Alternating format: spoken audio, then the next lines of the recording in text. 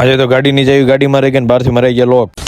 Good morning, જય દ્વારકાધીશ. કેમ છો બધા? મોજ બને નાય તો મસ્ત કમ્પ્લીટ બાબલો જેવો થઈ ગયો હતી. જવાનું હતું મોટા લીલી લેવાની છે જયમલભાઈ ની દવા. આવતા રે જાનકી હોસ્પિટલમાં દવા અમારે જયમલભાઈ ને લેવાતી ને અમે હારે આવ્યા હતા 3 જણા. દવા લઈને નીકળી જઈ પાછા નાના લીલિયા. આયા આવીને ગાડીના લોક તો મારી લીધા. પછી યાદ આવ્યું કે ગાડીની ચાવી તો અંદર રહી ગઈ. સહેલા કટાઈ ગયેલું ઠૂઠું લઈને ક્યાંક થી આવ્યા ખબર નહીં ચાવી કેદી નીકળી. 1.5 કલાકની મહેનત કરીને ચાવી નીકળી ગઈ ને આવતા રે સપ્તાહ સાંભળવા. એટલામાં અહીંયા મળી ગયો કમો.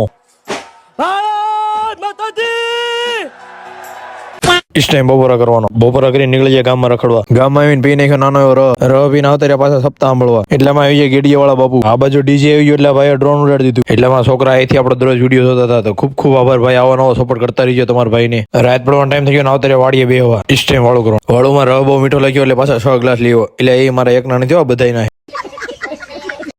રાત પડીને રખડવા નીકળી ગયા. હાલો આજ માટે એટલું રીતે મળવી એક નવા મિની વ્લોગમાં. જવા દે તમે બધા કરીને ફોલો.